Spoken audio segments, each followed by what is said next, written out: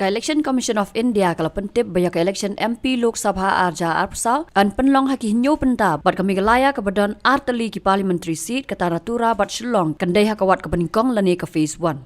Hapa pentip kini ki pat bat nong song ke jelah kini ki arteli ki parliamentary seat kin tap ya ka vote jongki haka khat kandai tre uya yong arja arpsau bat ya ka result pat an nyo haka sau tre ujliu arja arpsau. Haka phase 1 jong kani ke election kami galaya kandai lang bat kiwe ki jilla ka Thai North East ke jilla Tamil Nadu, Rajasthan, Chhattisgarh, Madhya Pradesh, Uttarakhand bat kawai ke parliamentary seat had Jammu and Kashmir.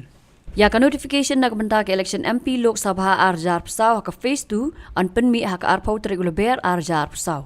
Coming to the general elections to the Lok Sabha, जो विश्व का सबसे बड़ा लोकतांत्रिक त्योहार है, सबसे बड़ा लोकतांत्रिक त्योहार, biggest 543 parliamentary constituencies, of which 84 are reserved for SCs and 47 are reserved for STs. तो इस 543 पार्लियामेंट्री कॉन्स्टिट्यूएंसीज के महात्योहार में शेड्यूल बताने से पहले सभी वोटर्स का फिर से हाथ जोड़ के आग्रह, अनुरोध, गुजारिश that please join for the voting, come on the day of voting. छुट्टी मनाने ना जाएं, जरूर आ जाएं. Schedule of the Lok Sabha poll, phase 1. We'll do it in 7 phases, as was done last time. 7 phases.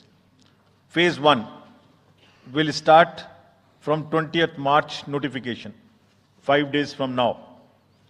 And last date of withdrawal would be 30th March and date of poll would be 19th of April.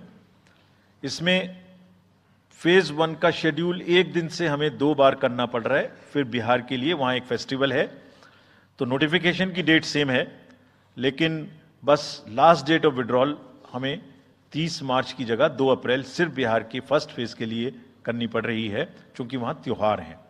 और 19 अप्रैल को यहां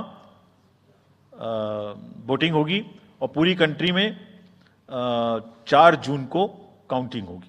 So phase 1, this will look like this.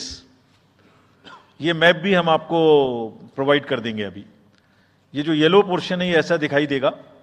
तो इसमें जो phase 1 का जो map है, इसमें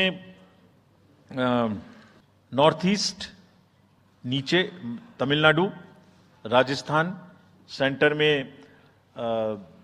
छत्तीसगढ़, मध्य प्रदेश और उत्तराखंड, और ऊपर में जम्मू कश्मीर की 1 पार्लियामेंट्री कॉन्स्टिट्यूएंसी. ये येलो फर्स्ट फेज का आपके सामने में मैप है.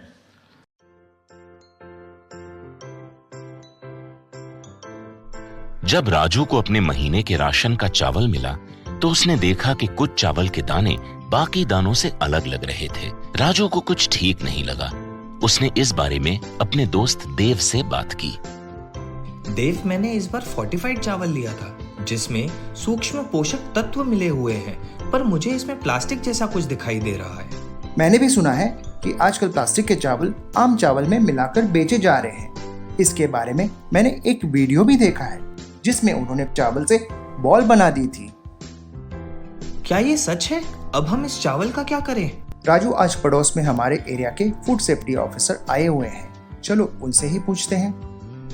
राजू और देव ने अपने एरिया के फूड सेफ्टी ऑफिसर से मिलकर इस बारे में बात की. सर देखिए, इस फोर्टिफाइड चावल में कुछ दाने अलग दिख रहे हैं. घबराइए नहीं. FSSAI के निर्देश के अनुसार चावल में सूक्ष्म पोषक तत्वों को सही मात्रा में मिलाया जा रहा है. इन्हें कहते हैं फोर्टिफाइड चावल. फोर्टिफाइड चावल के दाने चावल का पाउडर और सूक्ष्म पोषक तत्व जैसे विटामिन B12, फॉलिक एसिड और आयरन को सही मात्रा में मिलाकर बनाए जाते हैं. फिर इन्हें आम चावल के साथ 1 दाना प्रति 100 दाने के अनुपात में मिलाया जाता है. अच्छा, पर ये बॉल जैसा क्यों हो जाता है? पके हुए चावल में 80% स्टार्च होता है और कार्बोहाइड्रेट की अधिक मात्रा होने के कारण चावल चिपकता है और इसमें लचीलापन आता है. और हाँ, किसी भी तरह के चावल को चिपकाकर इस तरह की बॉल बन सकती है. ये तो आपने बिल्कुल सही बात बताई सर, लेकिन क्या फोर्टिफाइड चावल के रख रखाव और पकाने के तरीके में कोई फर्क होता है? जी नहीं, फोर्टिफाइड चावल के रखरखाव, स्वाद और पकाने की विधि आम चावल जैसी ही होती है। हमें फोर्टिफाइड चावल को अपने रोजाना के खाने में प्रयोग करना चाहिए ताकि हमें और हमारे परिवार को सही पोषण मिल सके। इसके साथ साथ सभी चावल उत्पादकों को भी फोर्टिफाइड चावल उपलब्ध करवाने चाहिए ताकि हम सब इससे स्वास्थ्य लाभ ले सकें। आपने तो हमारी आंखें ही खोल दी। अब हम अपने और अपने परिवार के लिए फोर्टिफाइड चावल ही लाएंगे।